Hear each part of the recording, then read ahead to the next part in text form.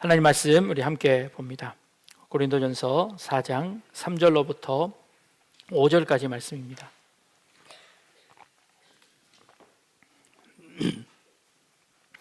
고린도전서 4장 3절로부터 5절까지 말씀입니다. 우리 다 같이 한 목소리로 같이 읽겠습니다. 너희에게나 다른 사람에게나 판단받는 것이 내게는 매우 작은 일이라.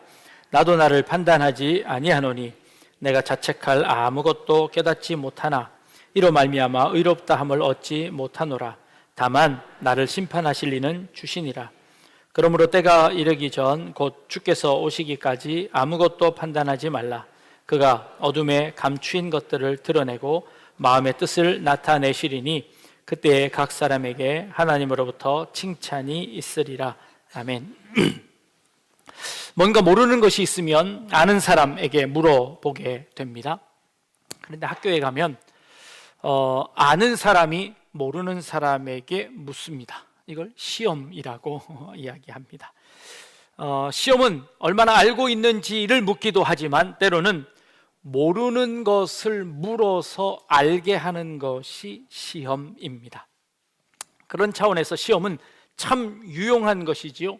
그런데 시험은 역시나 스트레스입니다. 시험을 보고 나면 그 시험에 대한 평가가 있고 그 평가에 대해서 때로는 보상으로 때로는 처벌로 오기도 합니다. 그래서 시험은 어른이나 아이나 늘 스트레스이기는 합니다. 그래서인지 요즘 초등학교에서는 시험 성적을 매기지 않습니다. 그래서 등수를 매기지 않는다고 합니다. 참 잘하는 것이다 라는 생각이 들기도 합니다. 그런데 다른 한편으로는요, 그러다 보니 자신의 실력이 어느 정도인지 도대체 알 수가 없게 된다는 것이죠. 아이가 태어나면요, 부모들은요, 우리 아이가 다 천재인 줄 압니다. 돌도 되기 전에 막 말을 하고 아빠 엄마라고 하죠. 그래서 그 아이들에게 이런 우유를 먹인답니다. 네. 우리 아이는 분명히 아인슈타인일 거야 하고 이 아이를 아인슈타인으로 시작을 합니다. 그런데 이 아이가 조금 커가면서 천재는 아닐 수 있겠구나. 그래도 우리 아이는 서울대학교는 갈 수 있어 하고 서울 우유를 먹이죠. 그러다 중학교쯤 되면 이제 현실을 자각합니다. 그리고는 우유를 이걸로 바꿉니다. 그러다가 중학교 졸업할 때쯤 되면요, 여기도 어림없겠구나. 그리고는 건국 우유로 바꾼답니다. 네. 그러다가 이제 고3쯤 되면요, 우리 아이가 저 지방이라도 대학이라도 가면 좋겠다 하고 바꾸고요. 그러다가 공부 못해도 괜찮다. 매일매일 그냥 건강하게만 집에 들어와 다오. 그래서 매일 우유로 바꾼다고 하지요. 네.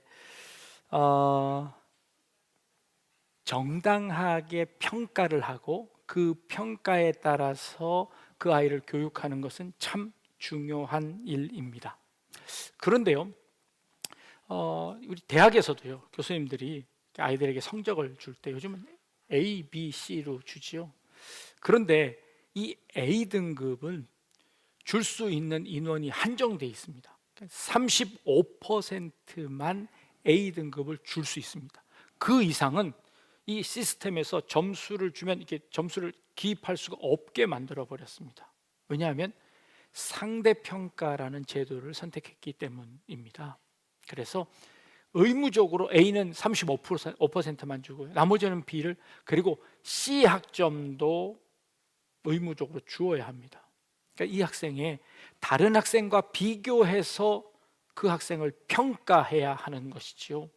이 평가 방법이 이 경쟁 사회에서는 어쩔 수 없는 그런 상황입니다. 그래서 A를 받은 학생은요, 나름대로 자부심이 있겠지요. 나는 저 학생보다 훨씬 낫다라고 생각하겠지요.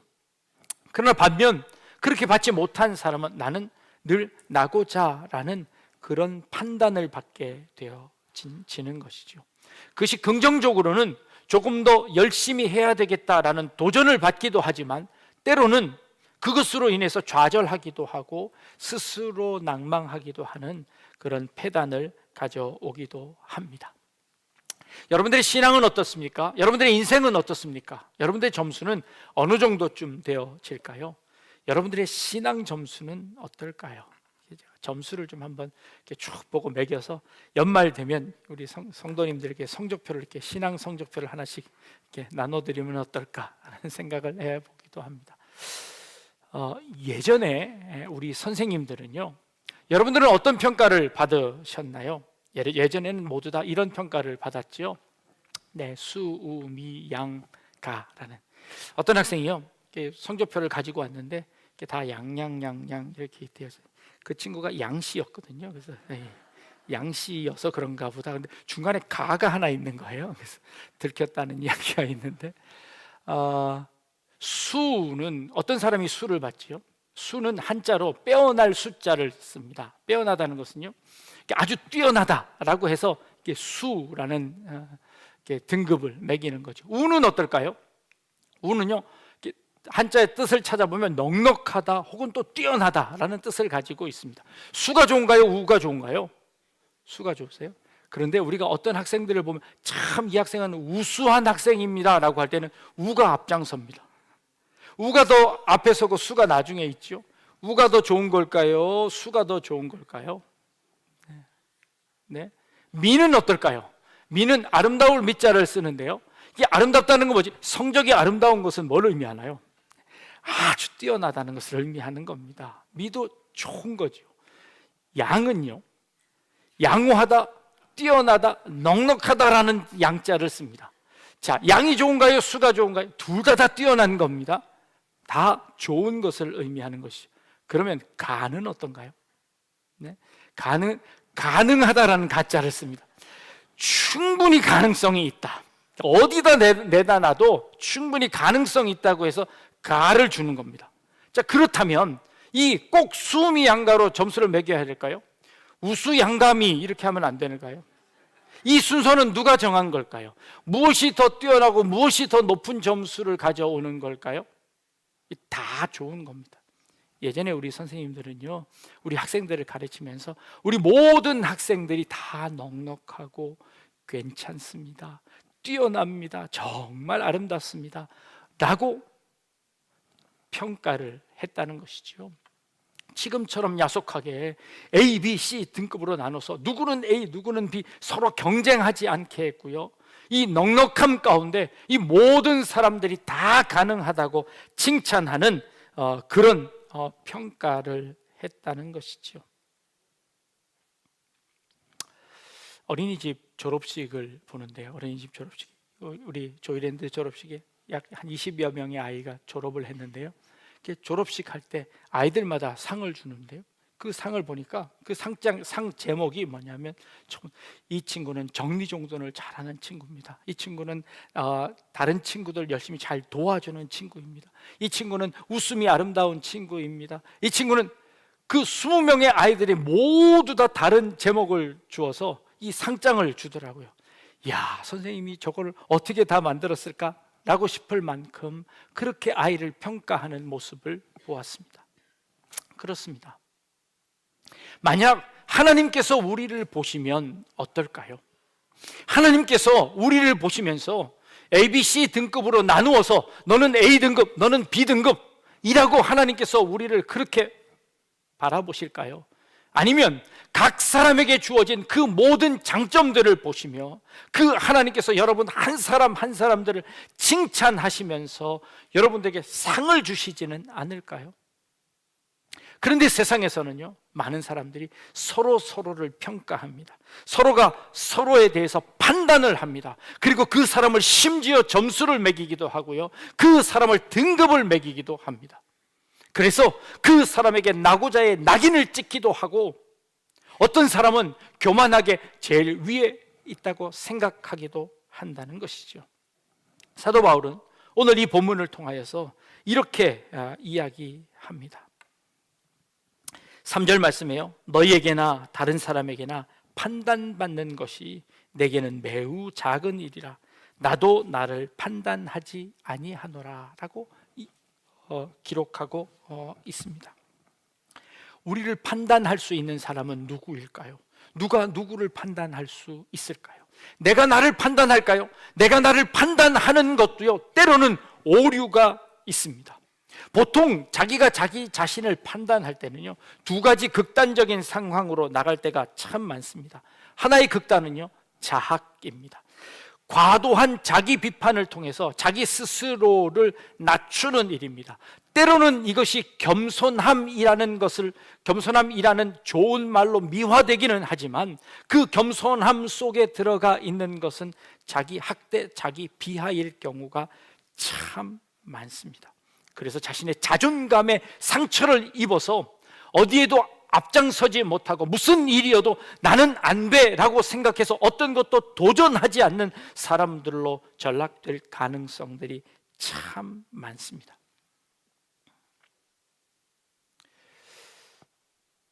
여러분들 친구분을 만날 때 오늘 참 멋지십니다 라고 이야기하면 보통은 뭐라고 대답하시나요?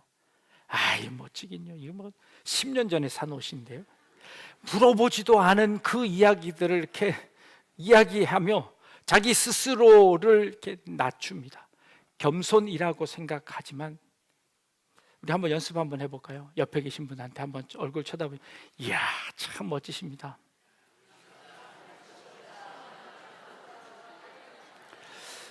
그러면 뭐라고 대답해야 되죠? 네, 감사합니다. 네, 그렇습니다. 그냥 감사하다고 받으면 되는 겁니다. 뭐 꼭 그렇게 진짜 멋져서 그런 말을 하지 않았을 수도 있습니다. 그러나 우리가 감사함으로 받으면 되는 것이지요. 우리는 칭찬도 인색하기도 하지만 남의 칭찬에 반응하는 것도 굉장히 어색해합니다.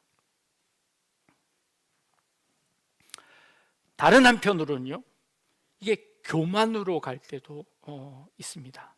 지나치게 과도하게 자기 자신을 사랑한 결과로 그렇게 혼돈에 빠지기도 합니다.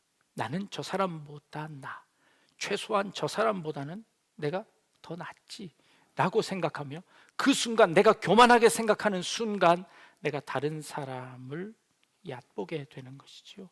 그리고 그 다른 사람을 부당하게 대우하게 되는 겁니다. 그래서 그 사람은 그렇게 대우받아도 괜찮고 나는 그렇게 대우받으면 안 된다고 생각하게 되는 것이죠. 사도 바울은요, 이런 상황에서 뭐라고 이야기하면 나도 나를 판단하지 않겠다. 그리고 남이 나를 판단하는 것도 내가 그렇게 귀하게 여기지 않겠다라고 이야기하는 것이죠. 내가 나를 판단해서 나의 그 잘못된 것, 나의 부족한 것 때문에 자책해서 내 자신의 자존감까지 무너뜨리지 아니하고 또 반대로 내가 교만해서 내가 그 교만으로 인하여서 내가 의롭다고 이야기하지도 않겠다라고 사도 바울은 이야기하는 겁니다. 4절 말씀이죠. 내가 자책할 아무것도 깨닫지 못하나 이로 말미암아 의롭다 함을 얻지 못하노라 라고 말하고 있습니다. 내가 스스로를 자책함으로 말미암아 나를 비하하지도 않고요, 내가 교만해서 내 스스로 의롭다라고 생각하지도 않겠다는 겁니다. 이 세상에 완벽한 사람은 없습니다. 저마다 장점이 있고 저마다 단점이 있을 겁니다. 그 장점 칭찬하는 것이고요, 그 단점은 보완하는 것입니다. 그러면서 우리는 자라가는 것이죠. 그러면서 하나님의 사람으로 변화되어 가는 것입니다. 내 잘못된 것만 바라보며 스스로 자책하며 그래 나는 안 돼, 나는 아무것도 할 수 없어 라고 자책하지 아니하고 스스로 교만해져서 나는 저 사람보다 더 낫다고 생각해서 나는 의롭다고 생각하지 않겠다는 것이죠. 사도 바울은요, 이 고린도 교회는, 그 당시에 고린도 교회는 많은 은혜를 받은 교회입니다. 그리고 은사들도 많았고요, 그리고 재정적으로도 궁핍하지 않았습니다. 그래서 그 부유함으로 모든 것을 할 수 있는 그런 교회였습니다. 그런 교회 안에서 스스로들이 자기 자신을 판단했습니다. 그리고 그 판단으로 남을 판단하기 시작했습니다. 그래서 그 남을 판단한 그 판단으로 나는 바울은 어떻고 아볼로는 어떻고 그리고 베드로는 어떻고 그래서 나는 이 면이 더 좋으니 나는 바울파다, 나는 아볼로파다, 나는 게바파다 하고 교회가 갈라지기 시작했습니다. 그 사람들을 판단하고 그 판단에 따라서 등급을 매겼습니다. 그리고 그 등급 속에서 나는 이 정도쯤 될 거야 라고 생각하는 그런 패단이 있었습니다. 그래서 사도 바울은요, 그런 것에 개의치 않겠다라고 하는 겁니다. 그들이 나를 무엇이라고 판단하든지 간에 그 판단이 옳은지 그른지는 그들이 알 수 없다는 것이지요. 그 사람의 판단에 따라서 내가 좌지우지 되지 않겠다라고 사도 바울은 이야기하는 겁니다. 한국 사람들은요, 참 아는 사람들이 많습니다. 어딜 가도 저 사람 아는 사람, 저 나랑 같은 고향 사람이야, 그럼 다 아는 거죠. 저 사람 나하고 동문이야, 그러면 다 아는 겁니다. 뭘 아냐고 물어보면 아무것도 모릅니다. 그렇죠? 근데 다 안답니다. 옆에 있는 분이 나를 참 잘 아는 분이랍니다. 그 사람이 나를 알면 얼마나 안다고 날 잘 안다고 합니까? 근데 그 사람 나를 판단하지요. 그 사람의 판단이 때로는 옳을 수도 있습니다. 그래서 그 판단과 그 사람의 충고를 들었을 때 내가 그 충고를 받아들여서 내 삶을 바꾸면 그것은 참 잘하는 좋은 일입니다. 그러나 그 사람의 판단이 최종 판단이 아니라는 것을 우리는 알아야 합니다. 그 사람이 잘못 보고 있을 수 있고요, 그 사람의 편견에 의해서 나를 볼 수 있습니다. 근데 그 사람의 판단에 내 삶을 다 맡긴다는 것은 무슨 바보 같은 짓이죠. 나도 나를 잘 모르는데 다른 사람이 나를 어떻게 알겠습니까? 나도 나를 판단하지 않고요, 다른 사람의 판단에도 내 삶을 맡기지 않겠다는 것이죠. 그렇다면 흔들리지 않는다는 거죠. 어느 교회에서요, 큰 교회에서 예배 마치고 이렇게 집으로 돌아가는데 교회 버스를 타고 가고 있었는데요, 어떤 한 분이 먼저 이렇게 내립니다. 어떤 한 분이 내리니까 그 뒤에 있던 분이 저희는 말이야 어떻고 그 사람의 이제 뒷담화를 하는 겁니다. 그리고 그 다음 사람은 또 한 사람이 내리니까 그 내린 사람 얘기를 또 막 뒤에서 막 하더라는 겁니다. 나중에 내리지 못하고요, 교회까지 다시 돌아오셨답니다. 내가 내리면 무슨 말을 할까 걱정이 돼서 그 버스에서 못 내리고 한 바퀴 다 돌아서 교회까지 다시 돌아왔다는 것이죠. 그렇죠? 남의 말 이야기하는 거 참 재밌지요.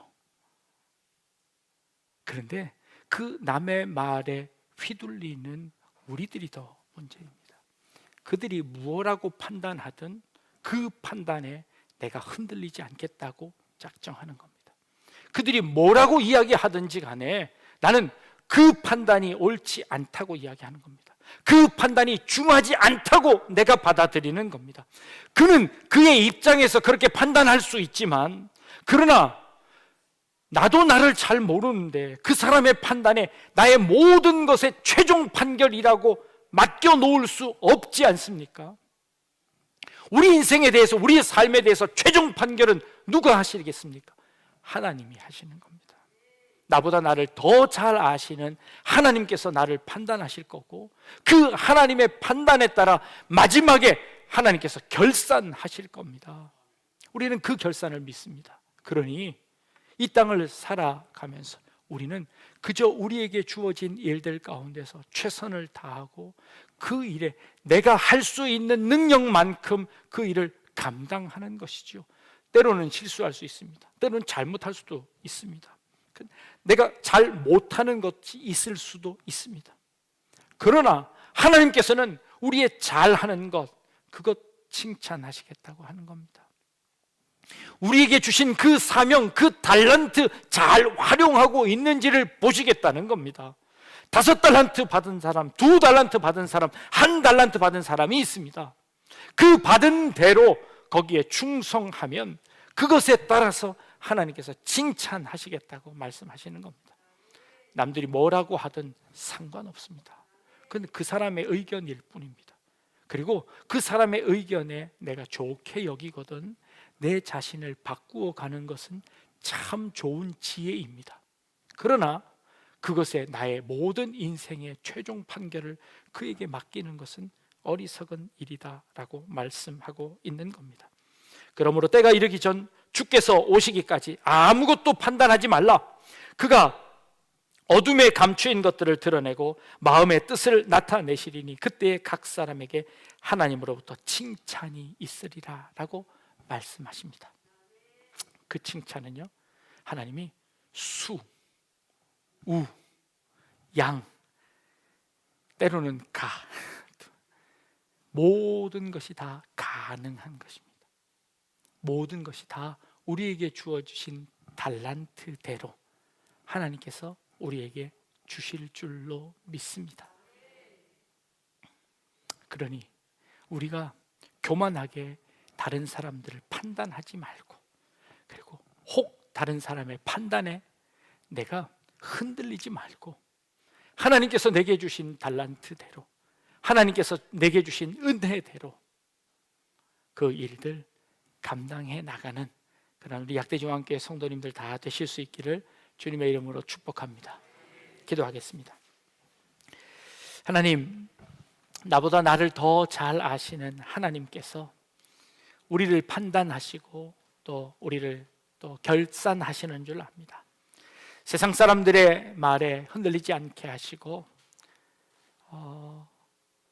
심지어 나도 나를 판단하지 아니하며 온전히 그 판단을 하나님께 맡길 수 있는 저희들 되게 하시며, 그리고 하나님께서 주신 그 달란트대로 충성 다하는 우리 성도님들 다 되게 인도하여 주옵소서. 감사드리며 예수님의 이름으로 기도합니다. 아멘.